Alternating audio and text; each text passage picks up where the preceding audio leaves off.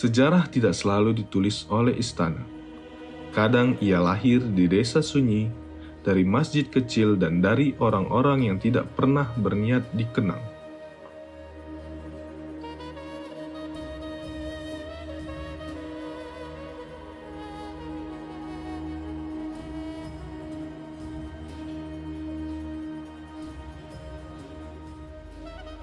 Di pesisir barat Sumatera, di tanah yang kelak disebut Bengkulu, Islam tidak datang dengan dentang senjata. Ia datang perlahan, lewat pertemuan, lewat pengajaran, lewat sebuah masjid kecil di padang Betuah.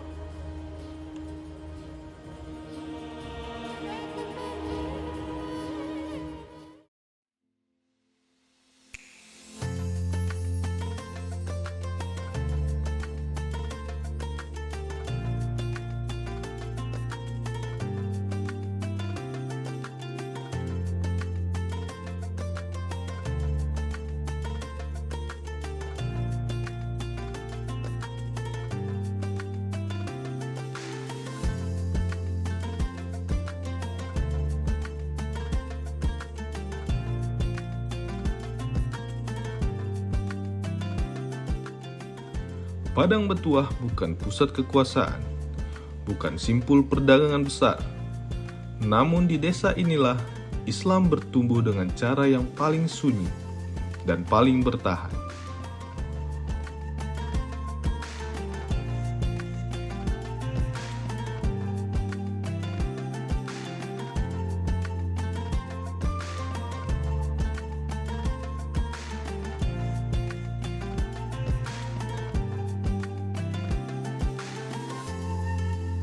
Kalau banyak yang tertulis di internet itu ada yang tertua itu di 1823. Tapi saya tidak terlalu yakin. Maka waktu tahun 2020 awal saya jadi kepala desa, itu saya coba tanya-tanya dengan orang-orang tua yang sudah sepuh di desa ini. Kemudian saya dapat satu jawaban yang kata dia waktu itu, waktu orang gotong royong bikin masjid ini, ada salah satu masyarakat waktu itu lahir, keluarga dia lahir, datuknya. Kemudian itu lahirnya di tahun 1901. Semua cerita ini berawal dari seorang perantau yang bernama Haji Mansur.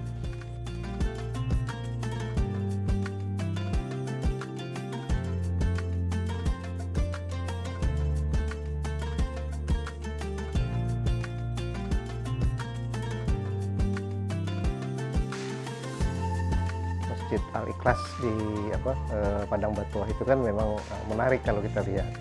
Tapi kita sekedar bukan lihat sekarang, kita lihat bagaimana periode awalnya. Itu adalah sebuah masjid yang didirikan oleh Haji Mansur. Nah itu kita perkirakan itu pada abad ke-19, di tahun 1800-an sekian, pertengahan abad ke-19, di mana juga jalur-jalur laut ya itu sedang ramai di situ. Banyak kerajaan-kerajaan kecil muncul, kemudian juga perdagangan muncul ramai, itu sehingga adalah orang yang dari Sumatera Barat ini datang ke wilayah itu karena tidak jauh dari situ ada bandar Sungai Lemau, itu pusat kerajaan juga. Jadi sebelum perjalanan itu ada tempat yang di dermaga kecil, maka disitulah dia sempat untuk berlabuh. Kemudian juga dilihat situasinya bagus, nah dia karena dia dari ulama, maka dia mendirikan sebuah masjid.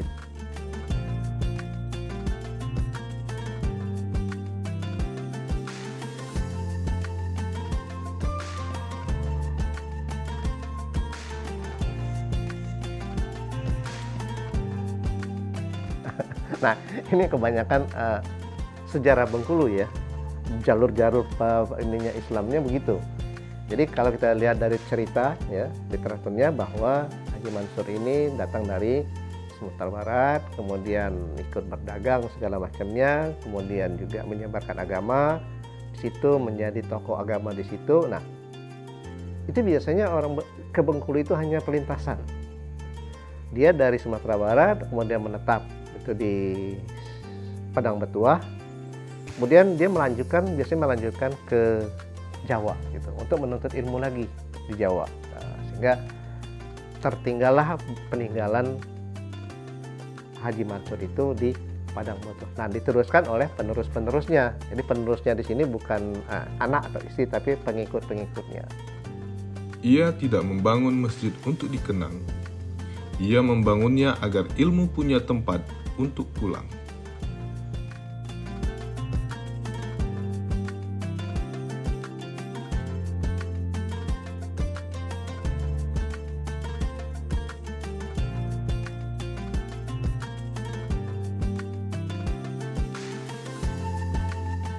Saya pernah baca di media online seperti itu, memang agama Islam kalau untuk di Kabupaten Bengkulu Tengah, tapi kalau di Provinsi Bengkulu saya belum pasti. Memang ulama-ulama dari Padang yang membawa ke sini, ulama-ulama dari Padang.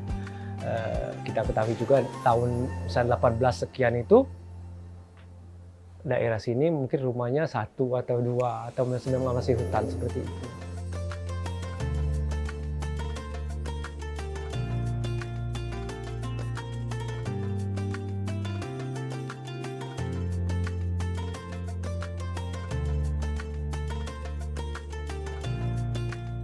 Nah, bagaimana dia mendirikan masjid itu? Kita lihat bahwa di sekitar, kalau dalam struktur arsitektur Islam secara tradisional di Indonesia, jadi bahannya diambil dari alam sekitar. Jadi tidak mendatangkan, jadi apa yang ada di sekitarnya seperti bambu, kayu. Makanya kita lihat aslinya adalah dari kayu yang cukup bagus ya. Kalau sekarang orang menyebutnya itu adalah kayu keruing. Jadi kayunya yang berlapis-lapis. Nah, keistimewaan kayu itu ada ketika cuaca dia agak dingin atau dia mengkerut sedikit. Nah, jadi orang yang kalau sekarang sering disebut itu ada aneh ya, ada penunggunya lah segala macam. Padahal bukan, karena itu memang mainan kayu itu. Masjid Al-Ikhlas, nama yang lahir dari cara ia didirikan.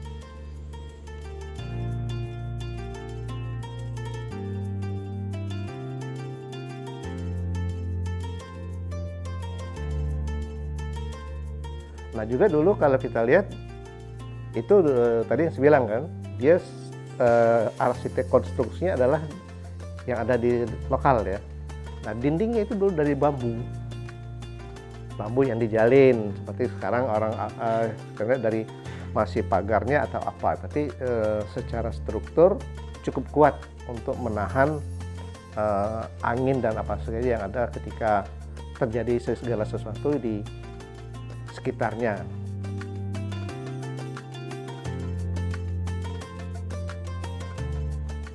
Masjid ini sederhana, namun justru kesederhanaan itulah yang membuatnya abadi.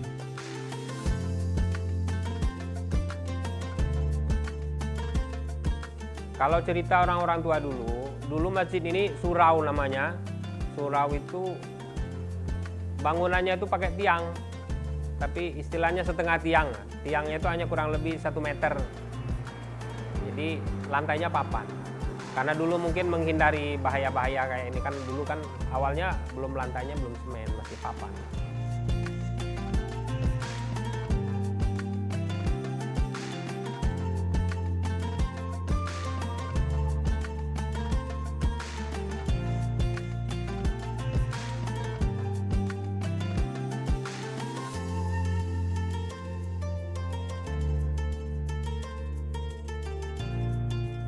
Masjidnya itu kalau kita lihat, kalau posisinya dekat laut ya, pesisir berarti kalau dalam data-data yang ada, masjid yang ada di pesisir itu bentuknya panggung.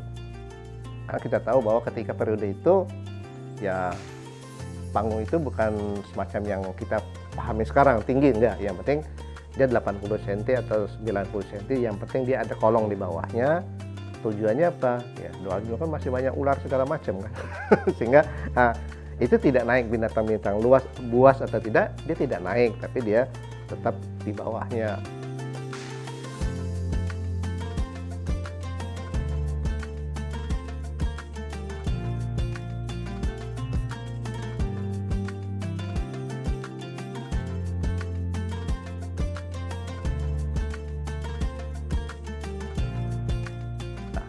Jadi masjid itulah yang menjadikan kekuatan baru di padang batuah. Itu makanya namanya batuahnya itu bertuahnya itu di sini. Pedang yang bertuah atau padang yang luas, padang halaman yang mempunyai makna tertentu di dalam membina hubungan antara pencipta dan masyarakat yang ada di sekitarnya.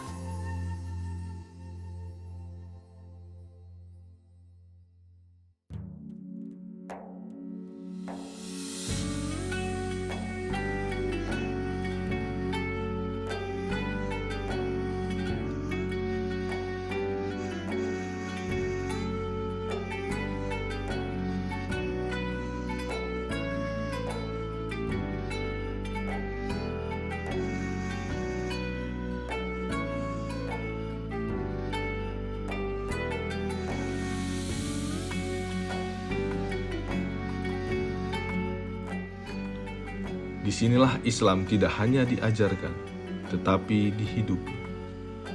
Untuk saat ini, pertama ya semenjak tahun 2024 awal, itu saya sudah izin sama Pak Imam Desa, kita ini akan pakai sholat harian. Sholat harian tapi tidak sholat yang ada khutbahnya. Jadi kayak sholat Jumat, sholat Idul Fitri, Idul Adha itu kita tetap gabung di masjid yang baru. Karena masjidnya lapang, lebih besar. Saya tidak juga, jangan sampai juga nanti ada masyarakat yang beranggapan wah ada dikotomi, ada pembelahan masjid gitu. Jadi seolah-olah kita memisahkan diri, padahal jaraknya terlalu dekat. Jaraknya kurang lebih 100-an meter atau 150 meter paling jauh.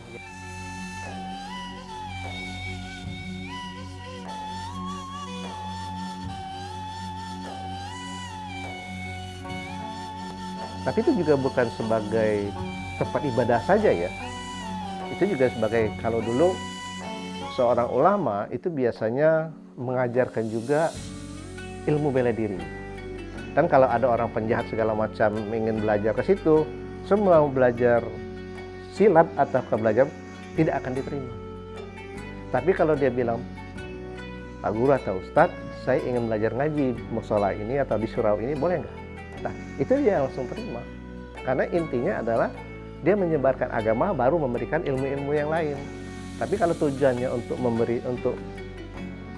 untuk mendapatkan ilmu yang lain, itu tidak akan diterima.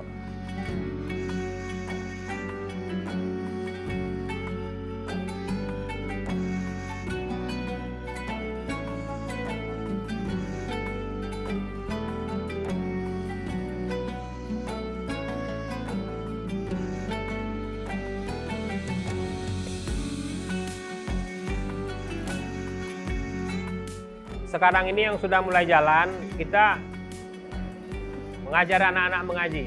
Karena sebagaimana awalnya masjid ini dulu, surau ini dulu, adalah awal-awal di mana orang-orang tua di desa ini, sesepuh di desa ini, belajarnya awalnya di sini, di masjid ini. Jadi itu ingin tetap kami lestarikan.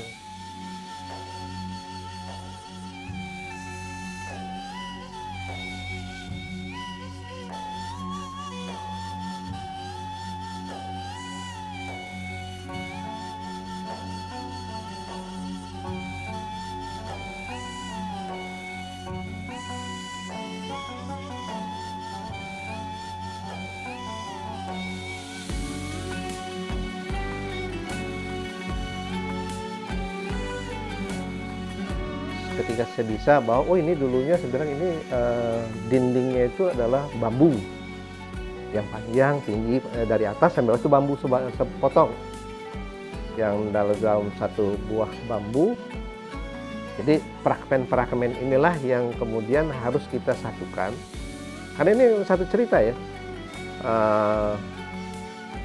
Padang buah tua sendiri, nanti yang di muko-muko sendiri. Nah ini kalau diramu semua akan jadi sebuah pemahaman bahwa oh iya ternyata Islam di Bengkulu itu masuknya dari pesisir dan asalnya juga tidak dari satu wilayah, tapi dari berbagai wilayah yang ada.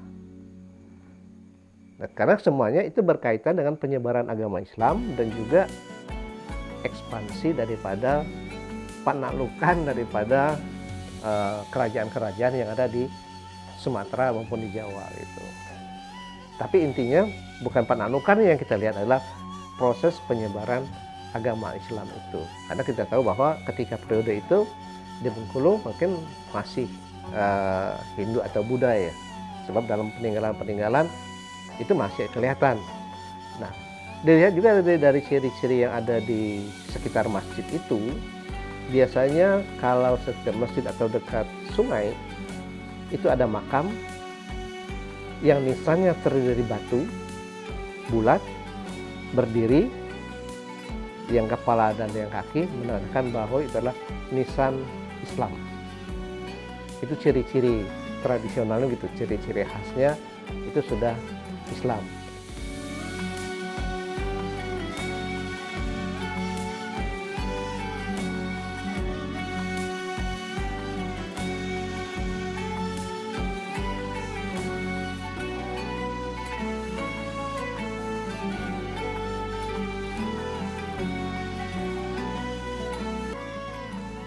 Haji Mansur kembali ke tanah asalnya. Namun apa yang ia tinggalkan jauh lebih besar dari kehadirannya.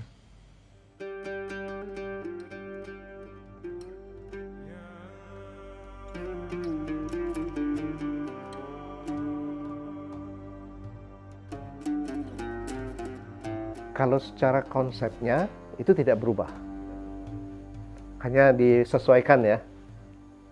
Secara struktur bangunan, tiangnya, kemudian tingginya, bentuk atapnya itu tidak mengalami perubahan. Yang mengalami perubahan itu adalah yang melapisinya. Kalau dulu dari hijau, kemudian dari daun di atapnya, kemudian diganti dengan seng, karena orang sudah susah untuk membuatnya ya, dari pengrajinnya yang tidak ada, diganti dengan seng. Kemudian juga dinding, karena tahun 60-an ketika zaman Jepang juga bambu udah susah, sehingga orang merubahnya dengan bidai. Bidai itu juga dari bambu, tapi tidak ke atas, dia buat ya, ke nyamping ya, disusun kiri begini. Nah, udah tutup masih begini. Kemudian baru dengan mempergunakan semen juga akhirnya.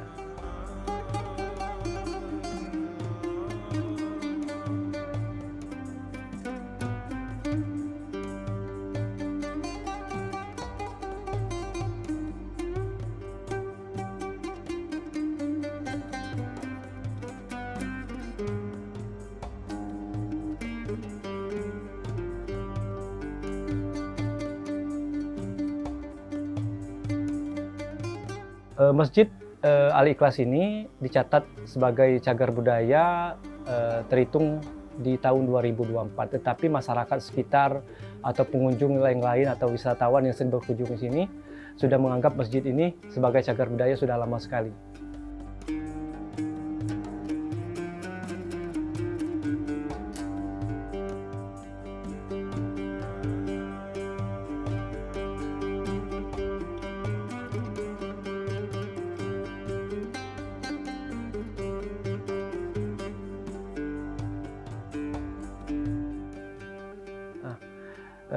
Setelah kita tetapkan menjadi cagar budaya masjid ini, jadi kewajiban pemerintah untuk pemeliharaan, pemanfaatan. Nanti misalnya masjid ini digunakan untuk apa? Untuk kegiatan-kegiatan agama Islam bisa di sini, pengajian-pengajian anak-anak atau seperti itu. Yang pasti ada kewajiban pemerintah untuk memelihara, mengelola masjid yang sudah ditetapkan menjadi cagar budaya ini.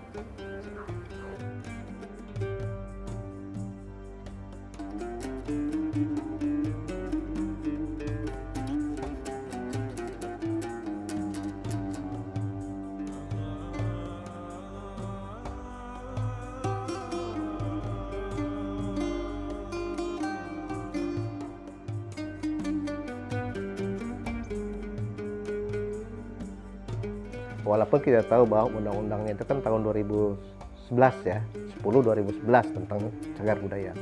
Tapi sebenarnya itu dulu sudah ada, sudah ditetapkan, tapi belum secara berjenjang. Nah, dengan adanya undang-undang yang baru ditetapkan dulu berjenjang mulai dari ODCB, objek yang dipilihkan cagar budaya menjadi cagar budaya. Kemudian ditetapkan juga menjadi peringkat kabupaten.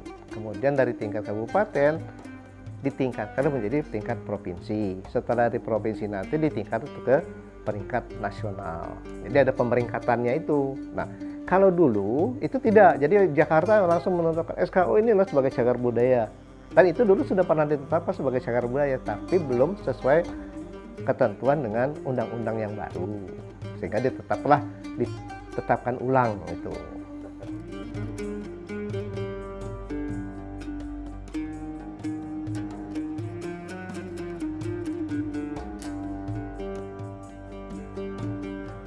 Sejarah bukan untuk disimpan, ia untuk dijaga. Masjid Al-Ikhlas bukan sekadar bangunan tua. Ia adalah iman yang diwariskan dan keikhlasan yang tidak pernah pulang.